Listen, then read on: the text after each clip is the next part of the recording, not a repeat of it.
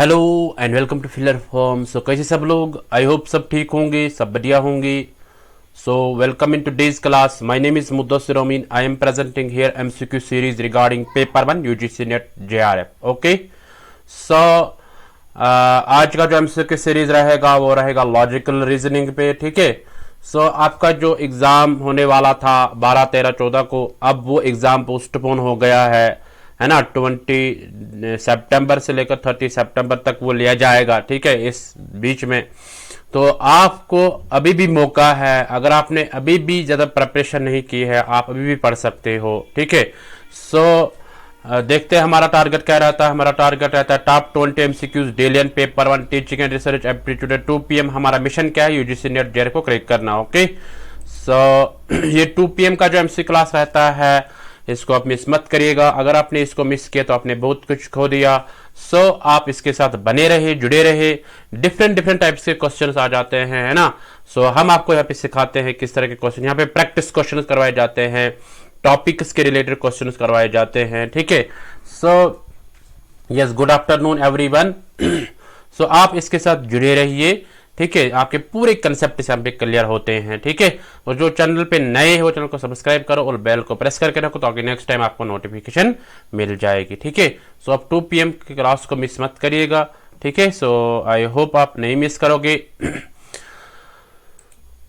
सो ये कुछ और क्लासेस हो रहे हैं फिलर फॉर्म पे, इनका भी आप लाभ लीजिएगा। ठीक है, सो आप अपने फ्रेंड्स के साथ ज्यादा से ज्यादा शेयर कर लो।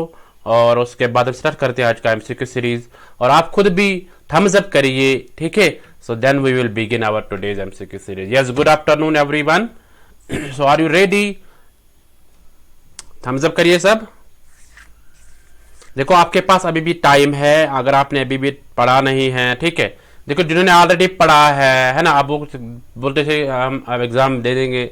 एग्जाम अब है 12, 13, 14 को, तो अब पोस्टपोन किया गया है क्योंकि इसमें थोड़े से क्लैश आ रहा था CUET के साथ। ठीक है, तो UGPG एग्जाम्स हो रहे हैं और भी। ठीक है, सो वो भी NTA करवा रहा है। सो इसीलिए मतलब इसको थोड़ा डिले किया गया है, तो ये पोस्टपोन कर दिया गया है अब 20 सितंबर से 30 सितंबर तक। ठीक है, तो उन दिनों एग्जाम होगा। बट आपको एक चांस मिला है, दैट मीन्स आपको चांस मिला। अगर आप इसमें भी ग्रैब नहीं कर पाओगे, अगर आप इससे अब पीछे हट जाओगे, ठीक है, आपको पीछे नहीं हटना है, आपको ज्यादा से ज्यादा क्लासेस अटेंड करने, ज्यादा से ज्यादा आपको MCQ सॉल्व करने, ज्यादा से ज्यादा रिवीजन करना है। जितना आप ज्यादा रिवीजन करोगे उतना आपको फायदा है। ठीक है, क्योंकि रिवीजन ही मैटर करता है। ठीक है, देखो अभी तक आपने जो पढ़ा है, अगर आपको लगता है कहीं पे मुझे ये टॉपिक क्लियर नहीं है, उसको दोबारा पढ़ो। ठीक है, अभी कोशिश कर लो, बहुत टाइम है आपको। ठीक है, yes, so are you ready? अपने फ्रेंड्स के साथ ज्यादा से ज्यादा शेयर करो। देखो डेली पहले ही शेयर करके रखो, तो मुझे बोलने की जरूरत ही नहीं पड़े। ठीक है, so let's begin, let's get started. So let's start our today's MCQ series.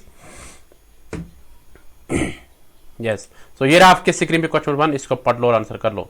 The process by which conclusion is arrived at on the basis of other proposition is termed as, यानी वो प्रोसेस जिसमें conclusion तक हम पहुंचेंगे दूसरे preposition से। ठीक है, तो उसको क्या बोलते हैं? Concept, inference, connotation, conference. देखो सारा लॉजिकल रीजनिंग, अभी जो क्लासेस आपने बोले फैलेसी पे, बाकी क्लास वो मैं ले लूंगा, बाद में ले लूंगा। अभी टाइम है, क्योंकि मैंने बोला कि अभी यही मैंने सोचा कि अभी टाइम है, हम करेंगे, आराम आराम से करेंगे। ठीक है, यस, सो आप क्वेश्चन को अटेंड कर लो, आप देखते हैं फिर। ठीक है, यस, सो सब आंसर कर लो। वेरी गुड, आपके पास 40 सेकंड है हर एक क्वेश्चन के लिए।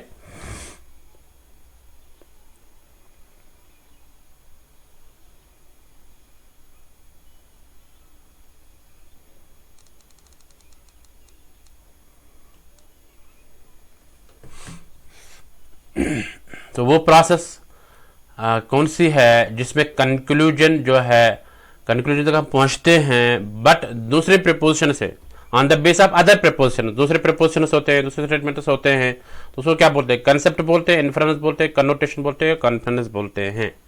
सब आंसर कर लो। Very good.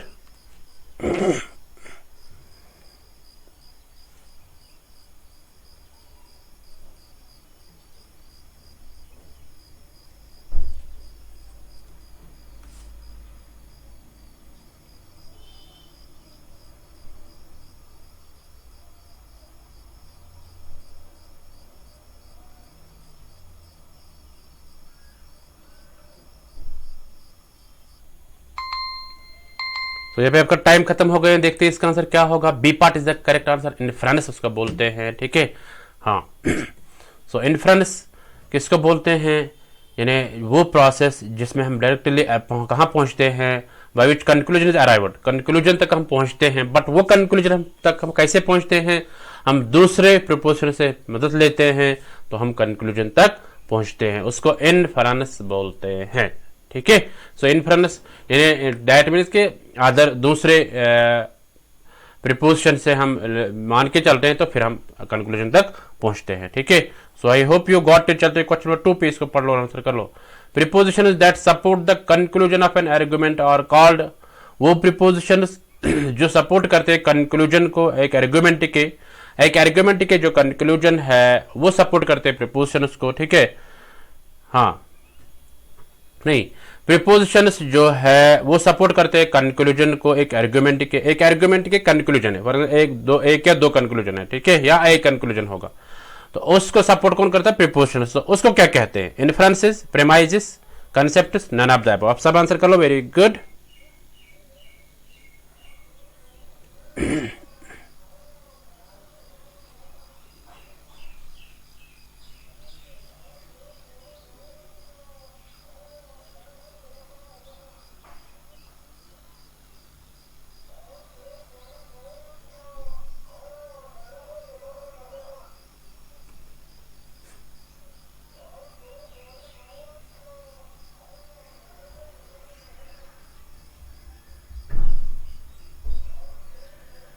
सबों का आंसर आना चाहिए, बहुत अच्छा।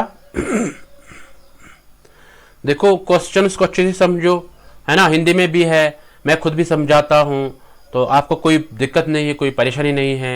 वो प्रिपोजिशन सपोर्ट करते हैं कंक्लूजन को एक आर्गुमेंट के, तो उसको क्या कहते हैं ये बताना है आपको। तो पे आपका टाइम खत्म हो गया, देखते हैं इसका आंसर क्या होगा। B part is the correct answer, है ना। बी पार्ट क्या है, प्रीमाइजेस, ठीक है। सो प्रीमाइजेस उनको बोलते हैं जब कोई प्रिपोजिशन होगा वो सपोर्ट करता है कंक्लूजन को, ठीक है, दैट सपोर्ट द कंक्लूजन, एक आर्गुमेंट का जो कंक्लूजन होता है। फॉर एग्जाम्पल एक आर्गुमेंट है, फॉर एग्जाम्पल हम बोलेंगे all pens are black, all pens are black, ठीक है, तो ये एक आर्गुमेंट है। ऐसे हम बोलेंगे all pencils are black, all pens are black, all pencils are black, तो कंक्लूजन हम बोलेंगे उसमें कि all pens are pencils, all pens are pencils. अगर हम ये बोलेंगे तो दैट मीन्स कि ये कंक्लूजन निकल के आया है, ठीक है, क्योंकि सारे पेन्स जो है वो ब्लैक है और पेंसिल्स वो ब्लैक है। अब जो यहाँ पे ये वाला जो मतलब कंक्लूजन निकल के आ गया है, the all pens are pencils, ठीक है। सो अगर ये सपोर्ट करता है इन प्रिपोजिशंस को, ठीक है, तो उसको हम क्या बोलेंगे, तो दैट मीन्स प्रेमाइजेस, ओके। सो उन प्रिपोजिशंस को हम क्या बोलेंगे, प्रेमाइजेस, ये ध्यान में रखना, okay. So I hope you got it about this. तो चलते हैं क्वेश्चन नंबर 3 पे, इसको पढ़ लो, आंसर कर लो।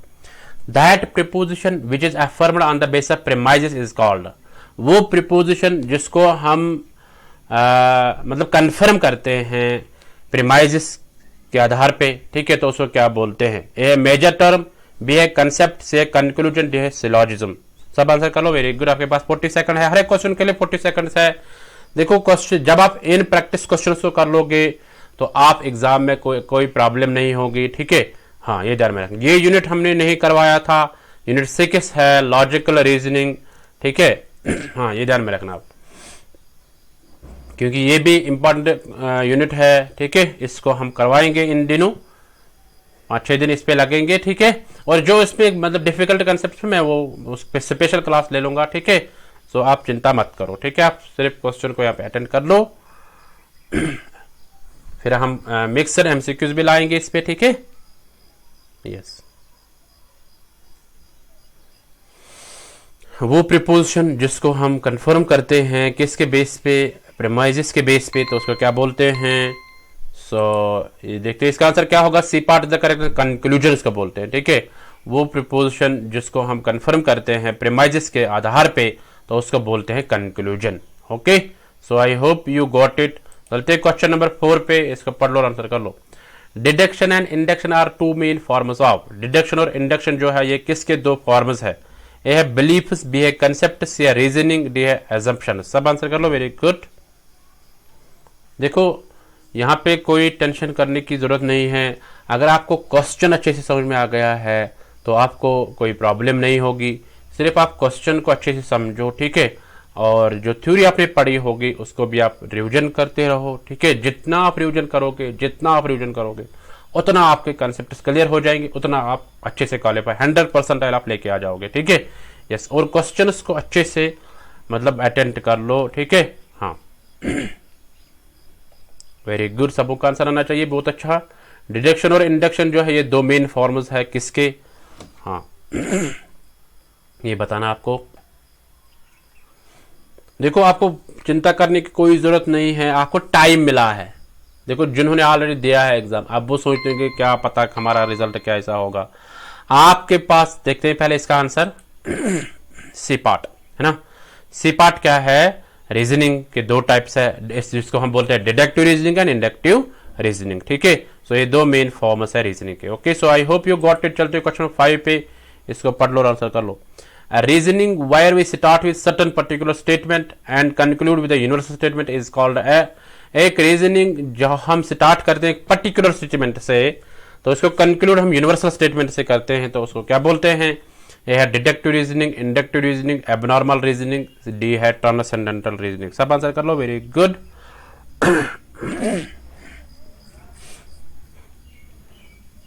वो रीजनिंग जो हम स्टार्ट करते हैं एक पर्टिकुलर स्टेटमेंट से, बहुत बार मैंने पढ़ाया है, ठीक है, मैंने बहुत बार बता दिया भी क्वेश्चंस में। अब अगर इस बार भी आपको पता नहीं होगा तो वैसा नहीं, ठीक है, ठीक है, क्योंकि आपको अच्छे से समझना होगा, ठीक, कंसेप्ट को। जब आपको कंसेप्ट क्लियर नहीं है तो आप क्या कर पाओगे? सब आंसर कर लो, वेरी गुड, सबों का आंसर आना चाहिए, बहुत अच्छा।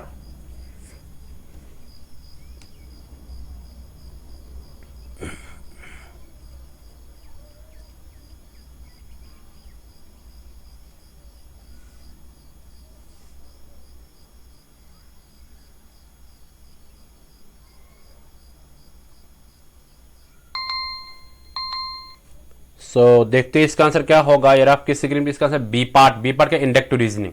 इंडक्टिव रीजनिंग हमेशा जाता है पर्टिकुलर टू जनरल, ठीक है। सो पर्टिकुलर मीन्स हम कोई पर्टिकुलर स्टेटमेंट, फॉर एग्जाम्पल हम एग्जाम्पल लेते हैं, ठीक है, पहले हम एग्जाम्पल देते हैं, उसके बाद हम डायरेक्ट थ्योरी पे जाते हैं, ठीक है।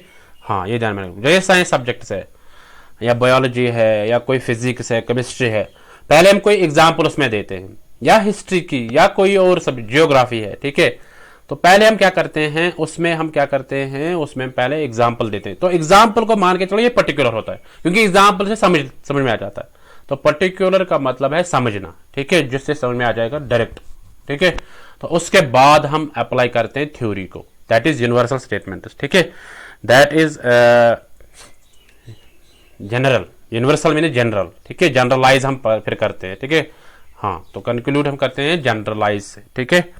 हाँ so I hope you got it about this. So inductive reasoning हमेशा आप याद रखोगे पर्टिकुलर टू जनरल या particular to universal, universal to particular deductive जाता है। Okay, so I hope you got it. चलते क्वेश्चन नंबर 6 पे, इसको पढ़ लो, आंसर कर लो। With which are the following terms deduction inference can be identified, यानी इनमें से आपको बताना है डिडक्शन इन्फरेंस किससे हम पहचानेंगे, ठीक है। Synthetic, A, B analytic, C F both and B, D none of the above. सब आंसर कर लो, वेरी गुड।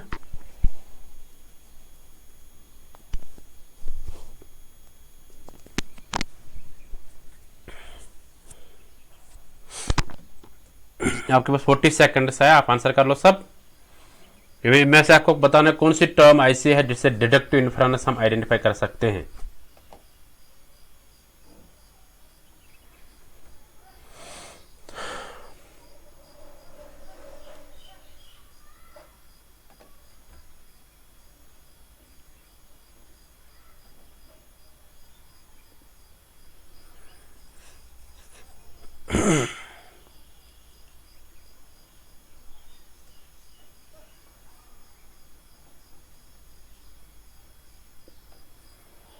सबों का आंसर आना चाहिए, बहुत अच्छा।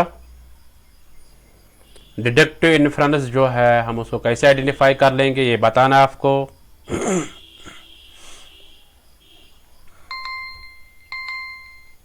सो देखते हैं इसका आंसर क्या होगा। B part is the correct answer, analytic.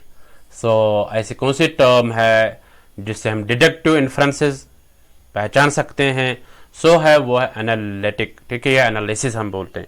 Synthetic synthesis, analytic mean analysis. Okay, so I hope you got it. चलते क्वेश्चन 77 पे, इसको पढ़ लो और आंसर कर लो। Which of the following can be defined as a group of statement that have common conclusion? यहाँ पे आपको बताना है ऐसी कौन से टर्म है, ठीक है, जिसको हम डिफाइन करते हैं age group of statement that have common, जिनके एक यानी बहुत सारे स्टेटमेंट्स होंगे, यानी 2-3 स्टेटमेंट्स होंगे, तो उनका एक ही कंक्लूजन होगा, एक कॉमन कंक्लूजन होगा, तो उसको क्या बोलते हैं? यानी ऐसे हम इनमें से किसको डिफाइन करेंगे? ऐसे कि जिसमें ग्रुप ऑफ स्टेटमेंट्स होते हैं, 2-3 स्टेटमेंट्स होते हैं, तो उनका तीनों का एक ही कंक्लूजन निकल के आता है, तो उसको क्या बोलते हैं? A proposition, B a argument, C a concept, D a fallacy. सब आंसर कर लो, वेरी गुड।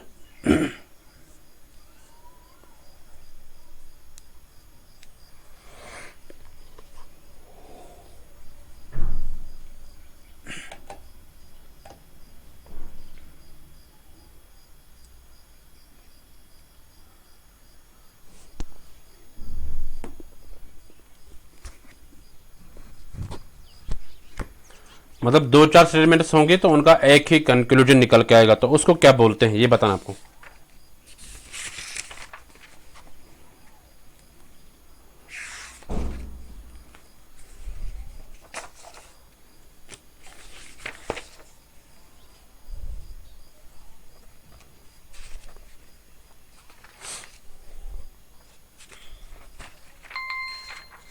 तो यहाँ पे आपका टाइम खत्म हो गया। देखते हैं इसका आंसर क्या होगा।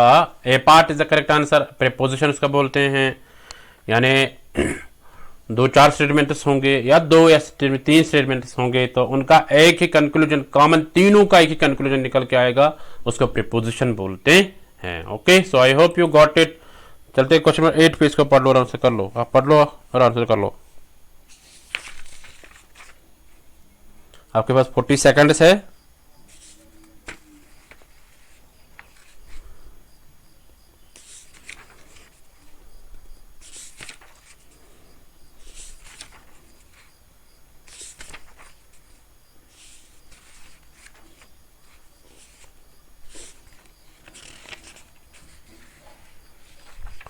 क्या कह रहा है क्वेश्चन?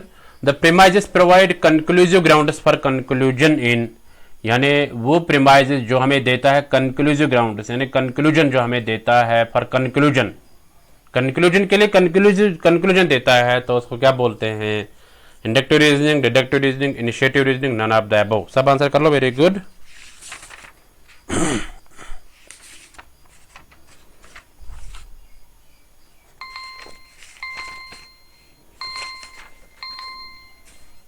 चलो यहाँ पे आपका टाइम खत्म हो गया। देखते हैं इसका आंसर क्या होगा। B part is the correct answer, deductive reasoning, यानी वो प्रीमाइजेस जो हमें देते हैं कंक्लूसिव ग्राउंड, यानी कंक्लूजन देते हैं कंक्लूजन का, ठीक है, यानी फाइनल कंक्लूजन देता है उसके लिए, तो उसको क्या बोलते हैं? उसको बोलते हैं, ये किस में देते हैं? ये देते हैं डिडक्टिव रीजनिंग में, ठीक है।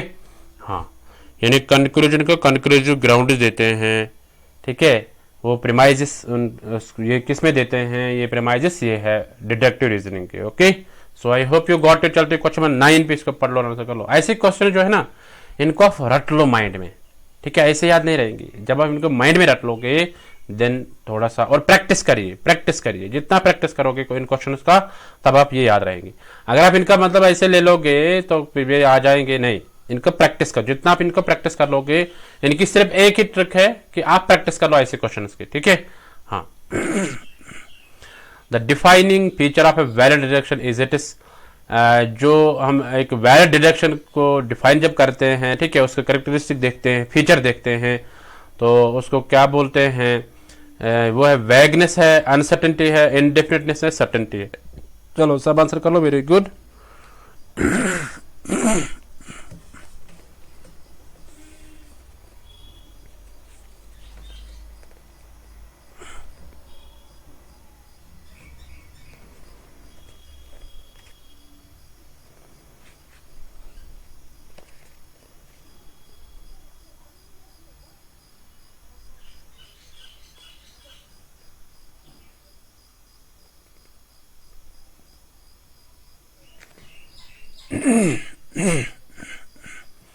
Defining feature of valid deduction is it is, अगर हम एक वैलिड डिडक्शन की डिफाइनिंग फीचर देखेंगे, है ना, उसको अच्छे से हम डिस्क्राइब करेंगे, तो उसको वो क्या होता है, उसका वो वेगनेस होता है क्या, अनसर्टेनिटी होती है, या इंडेफिनिटनेस होती है, सर्टेनिटी। तो देखते हैं इसका आंसर क्या होगा। D part is the correct answer, certainty होती है उसकी, ठीक है। सो जब एक वैलिड डिडक्शन होता है उसको हम डिस्क्राइब जब करते हैं, ठीक है, तो उसको ये उसकी सर्टेनिटी है, ठीक है, एक वैलिड डिडक्शन की सर्टेनिटी होती है, ठीक है। So I hope you got it. चलते क्वेश्चन नंबर 10 पे, इसको पढ़ लो और आंसर कर लो। इंडक्टिव आर्ग्यूमेंट्स आर टिपिकली, जो इंडक्टिव आर्ग्यूमेंट्स होते हैं वो क्या होते हैं, A analytic, B a synthetic, C a initiative, D a aesthetic. यानी इंडक्टिव आर्ग्यूमेंट्स क्या होते हैं ये बताना आपको। सब आंसर कर लो, वेरी गुड। देखो ज्यादा डिफिकल्ट क्वेश्चन नहीं है, इजी क्वेश्चन है, बट ऐसे क्वेश्चन को आपको रटना है, माइंड में रखना है, ठीक है। जितने बार प्रैक्टिस करोगे उतना याद रहेंगे। जितना आप एक बार सुन लिया तो अब बोलोगे हाँ अब छोड़ देंगे, है ना, तो छोड़ने की बात नहीं है, यहाँ पे आपको रट लेना है इनको। चलो सब आंसर कर लो, वेरी गुड।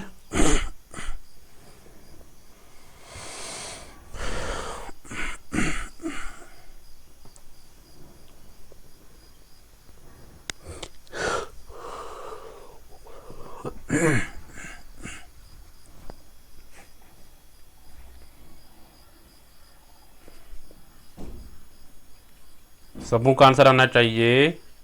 देखो यहाँ पे आप टाइम मैनेजमेंट सीखते हो, ठीक है, कि कितना टाइम मुझे लगाना है एग्जाम में क्वेश्चन पे। तो देखते हैं इसका आंसर क्या होगा। B part is the correct answer, synthetic. So inductive argument वो क्या होते हैं, सिंथेटिक होते हैं, ठीक है। इंडक्टिव आर्ग्यूमेंट्स में अगर डिडक्टिव आर्ग्यूमेंट्स वो एनालिटिक होता है, इंडक्टिव आर्ग्यूमेंट्स होते हैं सिंथेटिक, ठीक है। So I hope you got it. चलते क्वेश्चन नंबर 11 पे, इसको पढ़ लो, आंसर कर लो। The relationship between premises and conclusion in a deductive argument is basically, आप जो हम रिलेशनशिप बताते हैं प्रेमाइसिस और कंक्लूजन के बीच में डिडक्टिव आर्ग्यूमेंट में, तो वो किस के आधार पे होते हैं, ये क्या होती है, कॉज इफेक्ट होता है क्या, एनालिटिक सिंथेटिक होता है, इम्प्लीकेशन एंटेलमेंट होता है, या कुछ नहीं, नन ऑफ द अबव। चलो आंसर कर लो सब।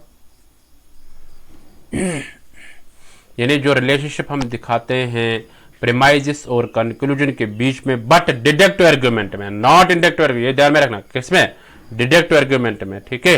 हाँ, तो ये क्या होती है, क्या ये जो रिलेशनशिप आप दिखाते हैं ये कॉज इफेक्ट होता है, क्या ये एनालिटिक सिंथेटिक रिलेशनशिप होती है, क्या ये इम्प्लीकेशन एंटेलमेंट होता है, या कुछ नहीं। सब आंसर कर लो, वेरी गुड।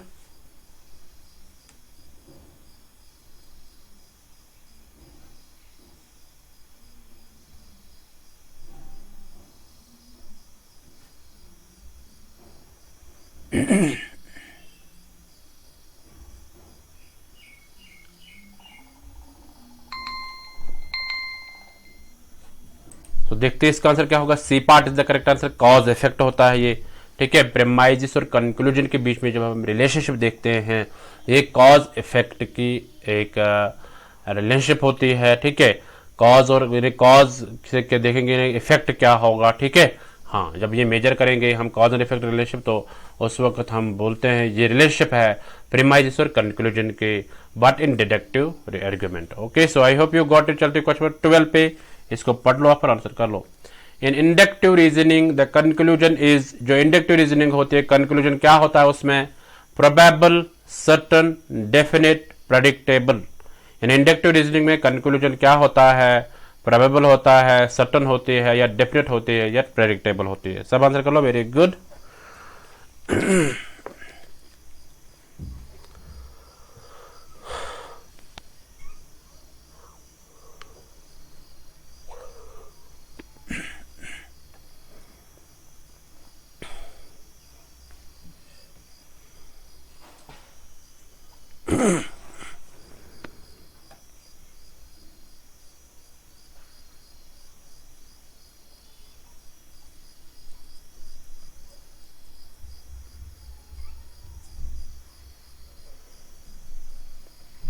सब आंसर कर लो, वेरी गुड। जो इंडक्टिव रीजनिंग होती है, जो कंक्लूजन उसमें आता है, वो क्या होता है, प्रोबेबल होता है, सर्टन होती है, डेफिनेट होता है, या प्रेडिक्टेबल होती है। बहुत अच्छा, तुरंत आंसर कर लो। तो देखते हैं इसका आंसर क्या होगा। ये आपकी स्क्रीन पे इसका आंसर ए पार्ट प्रोबेबल, ठीक है। इंडक्टिव रीजनिंग में कंक्लूजन क्या होता है, प्रोबेबल होता है, ठीक है। यस, तो चलते हैं क्वेश्चन नंबर 13 पे, इसको पढ़ लो और आंसर कर लो। Inductive arguments are properly characterized as, जो इंडक्टिव आर्ग्यूमेंट्स होते हैं उसको हम कैसे कैरेक्टराइज करते हैं, उसको हम कैसे पहचानते हैं, valid invalid, B strong weak, C definite indefinite, D है सर्टन अनसर्टन। चलो सब आंसर कर लो।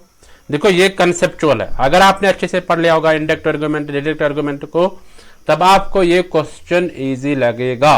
अगर अभी भी आपको ये पता नहीं है, आप जाओ और इसमें क्या रिवीजन कर लो, ठीक है। इसमें अभी भी पढ़ लो, अभी भी मौका है। कुछ स्टूडेंट्स बोलते हैं हमने ये क्वेश्चन पहले बार देखे हैं, पहले बार नहीं, ये यूनिट 6 में है भाई लोगों, ठीक है। हाँ, ये है यूनिट 6 में है, लॉजिकल रीजनिंग में है, तो उसमें जाके आप पढ़ लो, ठीक है।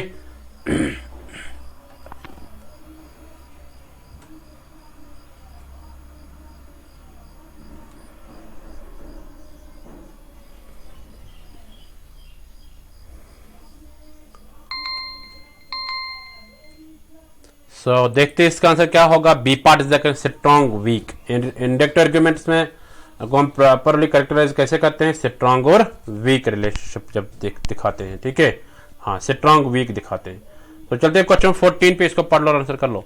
इन logical reasoning truth or false is usually associated with, logical reasoning में ट्रूथ या फॉलोज जो होती है वो किसके साथ मिली हुई होती है, ए आर्गुमेंट्स, बी इन्फ्रेंसेस, या prepositions, D syllogism. Logical reasoning में ट्रुथ या फॉलोज जो है ये किसके साथ एसोसिएटेड होती है, किसके साथ मिली जुली हुई होती है, आर्गुमेंट्स के साथ, इन्फ्रेंसेस के, प्रीपोजिशन के, सिलॉजिज्म। तो आप सब आंसर कर लो।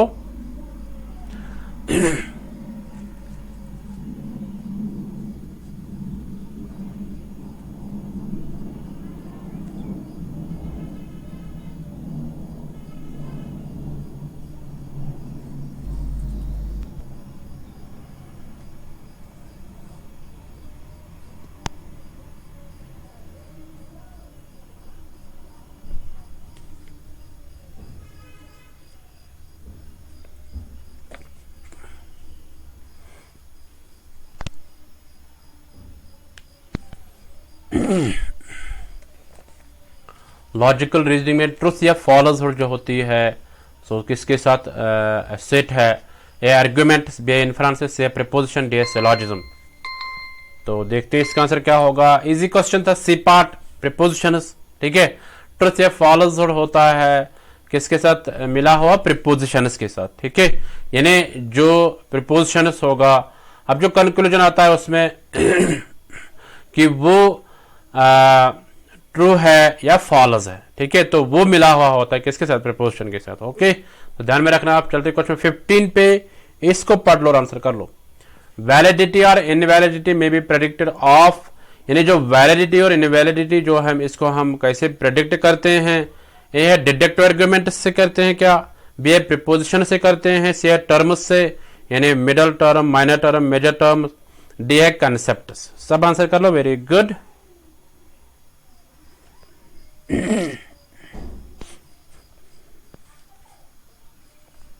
वैलिडिटी या इनवैलिडिटी जो है उसको हम प्रेडिक्ट कैसे करते हैं ये बताना है आपको।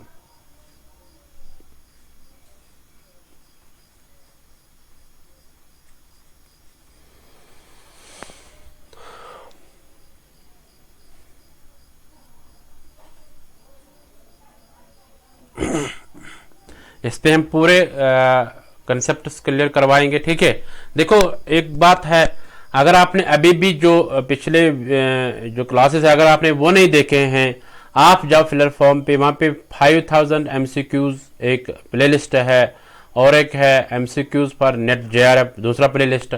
दोनों प्लेलिस्ट में अवेलेबल है ये क्लासेस, तो आप जाओ वहाँ पे, आप वहाँ पे अटेंड कर सकते हैं उनको, ठीक है। क्योंकि हमने बहुत सारा मतलब क्लियर किया है, ठीक है।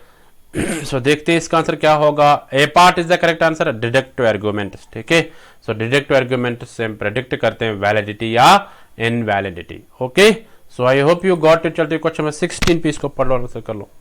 The falsehood of a valid deductive argument conclusion guarantees that, यानी जो यानी फॉलोज एक वैलिडेटेड आर्गुमेंट का कंक्लूजन जो होता है उसमें अगर हम फॉलोज देखेंगे, ठीक है, तो वो किस वो मतलब हम कैसे उसको हम कैसे डिफाइन कर लेंगे, ठीक है। हाँ, वो क्या दिखाता है, अगर एक वैलिड डिडक्टिव आर्गुमेंट जो उसका कंक्लूजन है तो वो फॉल्स दिखाएंगे हम, यानी झूठा दिखाएंगे, ठीक है, यानी वो मतलब सच मतलब रियल नहीं होगा, ठीक है। तो उसको हम कैसे दिखाएंगे, ठीक है। द आर्ग्यूमेंट उसको बोलेंगे क्या ये आर्ग्यूमेंट साउंड है, ठीक है, या at least one of the premises false, या एक फॉल्स हो सकता है। C if premise are true, यानी प्रेमाइजेस दोनों ट्रू होंगे। D the validity is uncertain, तो वैलिडिटी अनसर्टन रहेगी, ठीक है। हाँ, यानी वैलिडिटी भी ठीक नहीं है।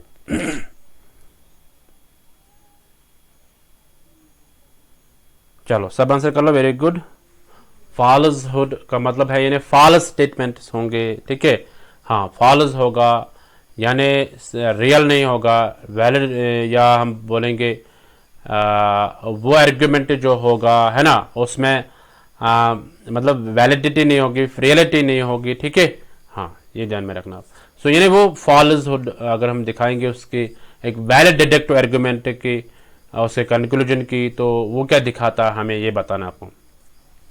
क्या वो दिखाता कि ये आर्ग्यूमेंट, ये जो साउंड है मतलब ये ठीक ठाक है, ठीक है, तो या एक प्रेमाइजेस फॉल्स है, या प्रेमाइजेस सारे ट्रू है, या वैलिडिटी अनसर्टन है।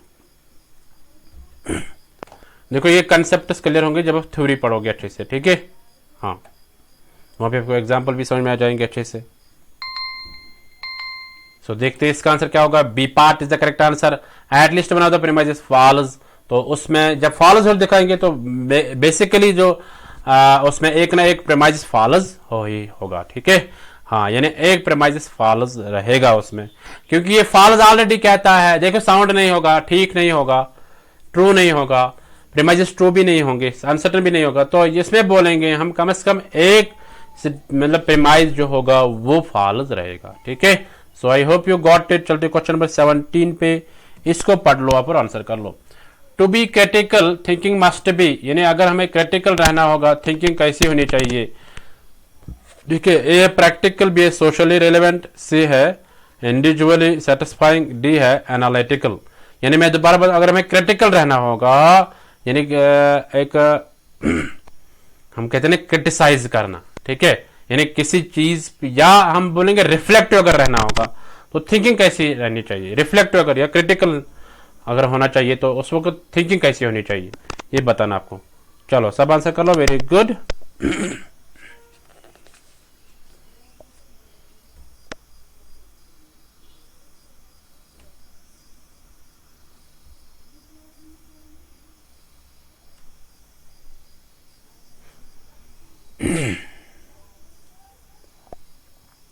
देखो जिन्होंने वीडियो को अभी तक लाइक नहीं किया वो वीडियो को लाइक कर लो, ठीक है। यस,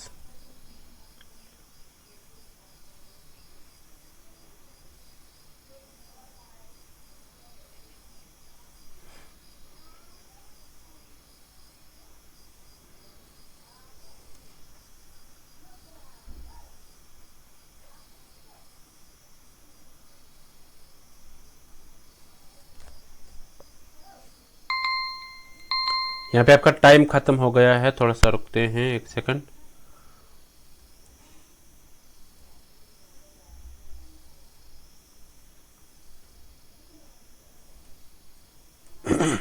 तो देखते हैं इसका आंसर क्या होगा। D part is the correct answer, analytical, यानी उस वक्त हमें एनालिटिकल रहना चाहिए, ठीक है। यानी अगर हमें क्रिटिकल रहना होगा, तो एक सेकंड में इसको चेक करता हूं इस वाले क्वेश्चन को।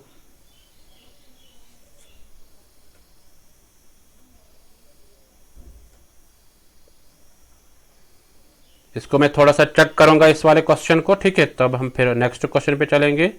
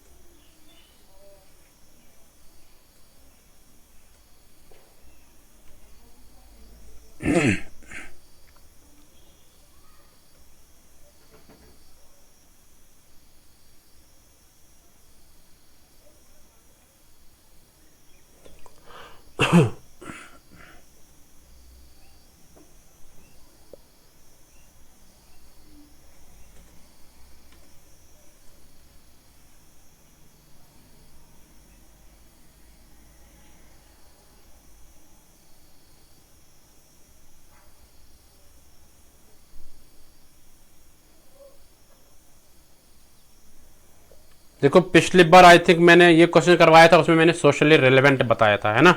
To be critical thinking must be socially relevant. तो बट यहाँ वहां पे आप इसको ठीक कर लेना, इसको होना चाहिए एनालिटिकल, ठीक है। यानी अगर हम बोलेंगे कि एक सेकंड आप रुको,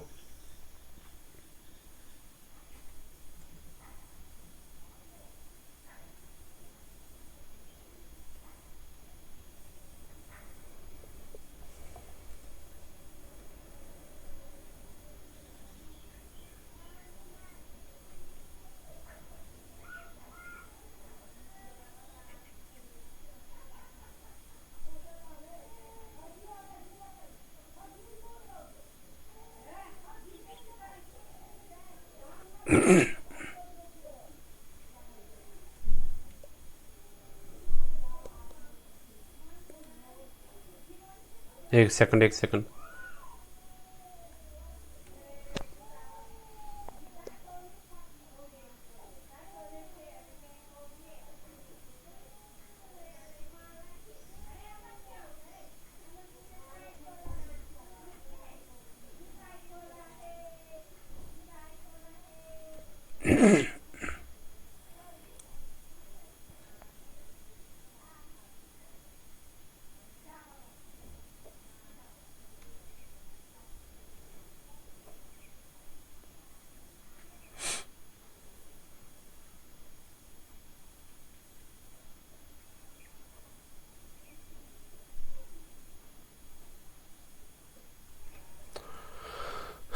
मैंने पिछली बार शायद बोला है सोशली रेलेवेंट, है ना।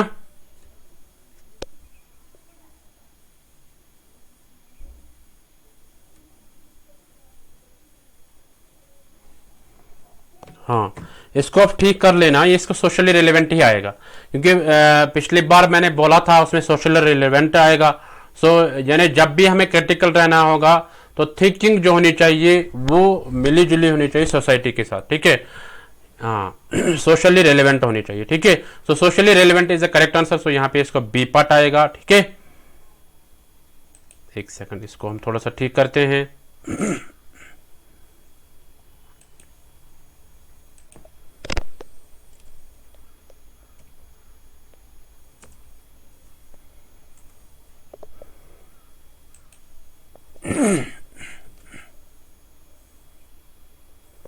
सो जब भी हमें क्रिटिकल रहना तो हमारी थिंकिंग जो होनी चाहिए वो सोशली रेलेवेंट होनी चाहिए, यानी वो थिंकिंग जो होगी उससे किसी को नुकसान ना पहुंचे, ठीक है। हाँ, तो एक तो होता है एनालिटिकल, एनालिसिस हमें करनी है, उसके बाद हम ठीक कर सकते हैं। बट हमें थिंकिंग हमें खुद ही बनानी पड़ेगी पहले से ही, तो वो थिंकिंग जो होगी वो सोशली रेलेवेंट होनी चाहिए, ठीक है। हाँ, एक होते हैं थिंकिंग एनालिसिस करके, मतलब एनालाइज किया हमने, उसके बाद हम सोचते हैं। बट यहां पे हमें सोशली रेलेवेंट होना चाहिए, जब भी हम सोचेंगे तो वो सोसाइटी के लिए अच्छा ही होना चाहिए, ठीक है। हाँ, so I hope you got it. चलते क्वेश्चन नंबर 18 पे, इसको पढ़ लो और आंसर कर लो। Deductive argument involve, deductive argument क्या क्या आता है, सफिशिएंट एविडेंस, ठीक है। यानी एक सफिशिएंट एविडेंस आ जाती है। B critical thinking, C seeing, logical relation, D are repeated observation. सब आंसर कर लो, वेरी गुड। चलो,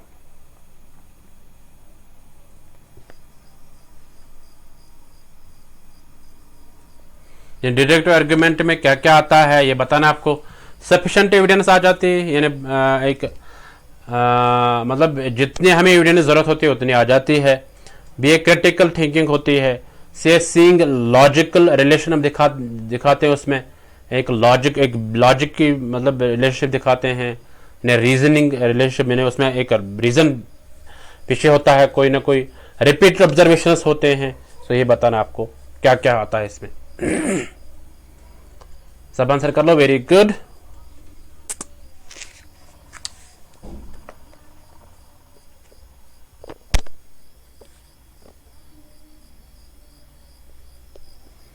तो देखते हैं इसका आंसर क्या होगा। ये रहा आपके स्क्रीन पे इसका answer, C part.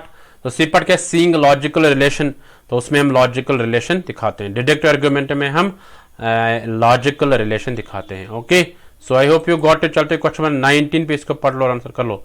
Fallacy is a, fallacy क्या होती है, ट्रू आर्गुमेंट होता है, फॉल्स आर्गुमेंट होता है, वैलिड आर्गुमेंट होता है, इनवैलिड आर्गुमेंट होता है। देखो ये भी इजी क्वेश्चन है, आपको क्या करना है, आपको अच्छे से समझना है क्वेश्चन को। पहले फैलेसी क्या होती है, ठीक है, ये बताना आपको। चलो सब आंसर कर लो, वेरी गुड। मैंने बोला है फैलेसी क्या होते हैं, ठीक है, ये मैंने बोला है। पिछले बार मैंने कुछ क्वेश्चन पे करवाए हैं, तो फैलेसी पे मैंने भी एक क्वेश्चन करवाया है। मैंने उसमें बोला कि फैलेसी, मैंने एक्सप्लेन भी किया वहां पे। पहले आप आंसर कर लो, अगर अभी भी समझ में नहीं आ गया मैं बताऊंगा।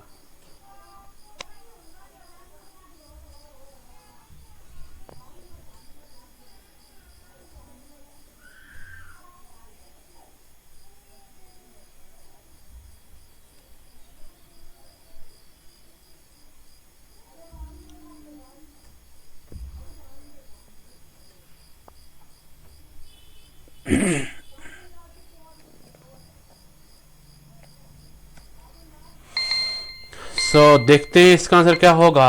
B part is the correct, fallacy argument आएगा इसको, ठीक है। देखो कुछ ट्रू आर्गुमेंट बोलते हैं, कुछ वैलिड, कुछ इनवैलिड, तो इसमें फॉल्स आर्गुमेंट आएगा। फॉल्स आर्गुमेंट, देखो फैलेसी क्या होती है, ये एरर्स होते हैं। मैंने पिछले बार भी यही बात बोली है, फैलेसी होती है एरर्स, ठीक है। यानी बट इनको बोलते हैं ट्रिक्स ऑफ रीजनिंग। एरर्स जो होते हैं ये ट्रिक्स ऑफ रीजनिंग है, ठीक है। तो जो ये एरर्स है वो फॉल्स आर्गुमेंट बन गए, तो that is fallacy. Okay, so false argument को फैलेसी बोलेंगे या हम एरर्स को फैलेसी बोलेंगे, ठीक है। So fallacy is an error of reasoning. Fallacy is an error of, short में याद रखो, fallacy is an error. Fallacy is an error. अगर आर्गुमेंट की बात करेंगे तो एरर क्या हो गया, फॉल्स, ठीक है। तो फॉल्स आर्गुमेंट, ठीक है। So I hope you got it. चलते क्वेश्चन नंबर 20 पे। आज के एमसीक्यू सीरीज का लास्ट क्वेश्चन, इसको पढ़ लो और आंसर कर लो। If it is impossible for the premises of a deductive argument to be true and it is conclusion to be false, that argument is. अगर ये पॉसिबल हो सकता है, मुमकिन हो सकता है कि प्रीमाइसेस जो है डिडक्टिव आर्गुमेंट के वो ट्रू होंगे, यानी प्रीमाइसेस ट्रू होंगे बट कंक्लूजन फॉल्स होगा, तो वो आर्गुमेंट क्या कहलाता है। क्या वो आर्गुमेंट वैलिड है, क्या वो इनवैलिड है, क्या ये इनडिस्क्राइबेबल है, क्या वो साउंड है। सब आंसर कर लो, वेरी गुड। यानी अगर हम बताएंगे कि ये मुमकिन, क्या ये मुमकिन है, अगर ये मुमकिन हो सकता है कि एक प्रीमाइसेस जो है वो डिडक्टिव आर्गुमेंट के ट्रू है, यानी वो सच होंगे, तो कंक्लूजन वो फॉल्स होगा, ठीक है। हाँ, तो वो आर्गुमेंट क्या कहलाते हैं, या हम उस आर्गुमेंट को क्या बोलते हैं, वैलिड बोलेंगे, इनवैलिड बोलेंगे, इनडिस्क्राइबेबल बोलेंगे या साउंड बोलेंगे। सब आंसर कर लो, वेरी गुड, बहुत अच्छा।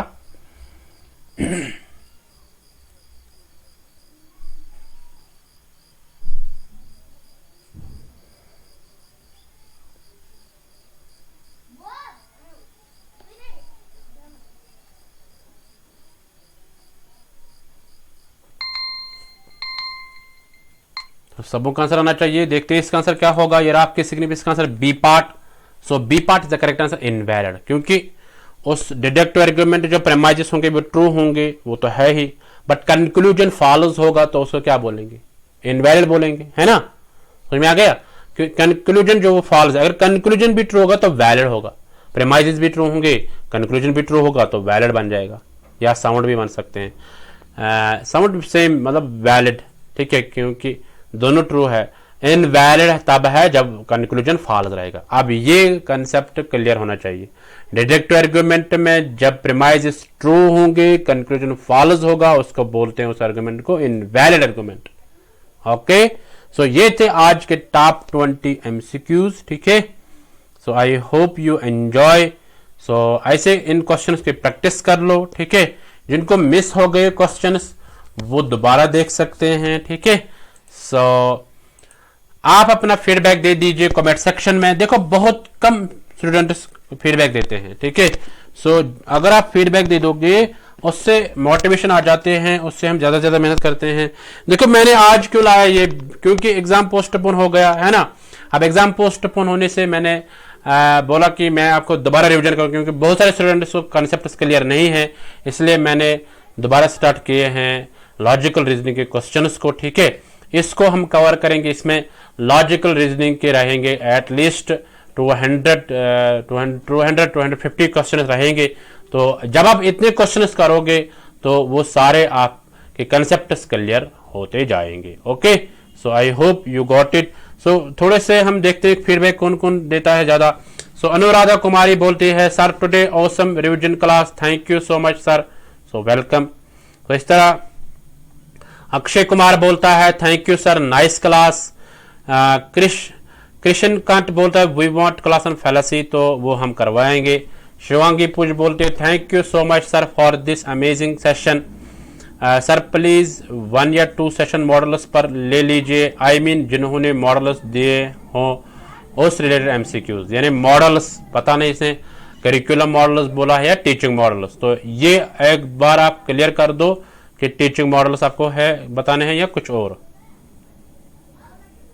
हाँ, इसने बोला है जी सर टीचिंग मॉडल्स के और रिसर्च के जो भी मॉडल्स है उनके करा दीजिए एमसीक्यू और पीवाईक्यू। कोई बात नहीं शिवांगी, मैं करवा लूंगा टीचिंग मॉडल्स, ठीक है, कोई बात नहीं। इस तरह मंजीत कौर बुलर बोलते हैं amazing class sir, thanks a lot. इस तरह ललिता योगी बोलते हैं very nice class sir and very helpful class for exam, thanks sir ji, so welcome Lalita. इसी तरह अल्पना भी बोलती है we want fallacies class sir ji, so ले लेंगे उस पर भी क्लास। इस तरह अनिश पाल बोलता है धन्यवाद सर, सो धन्यवाद। जैरब जमाना बोलता है nice class sir, so Lata Agarwal बोलते very nice class sir, thank you so much. Rufaida Malik बोलते thank you sir, sir please इसी टॉपिक पर 2-3 क्लासेस ले लीजिए, अभी ज्यादा समझ नहीं आ रहा है। सो ले लेंगे, अभी बहुत सारे एमसीक्यूज आ जाएंगे इस पे, ठीक है, कोई बात नहीं। अनामिका बोलते हैं सर आज के प्रश्न कठिन थे सर, ये बहुत मुश्किल थे, कठिन मीन मुश्किल है ना, बट बहुत क्वेश्चन तो समझ में नहीं आ रहे थे कि क्या मतलब है, सो समझा लेंगे, कोई बात नहीं, आप डेली अटेंड कर लो, ठीक है। अल्पना दोबारा बोलते thank you sir ji, very nice class, God bless you.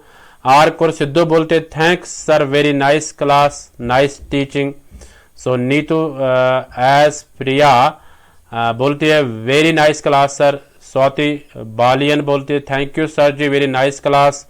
NK tutor हमेशा कमेंट करता है thank you sir ji, very nice class, hard work done by you, NK tutor कहता है। सो इसी तरह एनके ट्यूटर और बोलता है ग्रेट वर्क सर जी, सो जिन्होंने भी कमेंट किया है सो थैंक यू। सो ऐसे आप भी कमेंट करते रहो, ठीक है।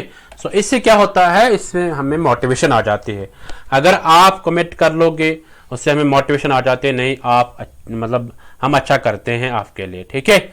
सो आई होप आप सब कमेंट कर लोगे, ठीक है। हाँ, सो ये 2 PM का जो एमसी क्लास रहता है इसको आप मिस मत करिए, पेपर 1 के रिलेटेड एमसीक्यूज रहते हैं, ठीक है। सो अगर आपने इसको मिस किया तो आपने बहुत कुछ खो दिया। सो अगर कोई प्रश्न होगा, कोई क्वेश्चन होगा, उसको कमेंट सेक्शन में लिख लो तो उसको हम अटेंड कर लेंगे, ठीक है। सो मिलते हैं नेक्स्ट एमसीक्यू सीरीज में, तब तक के लिए tata bye bye, take care, thank you.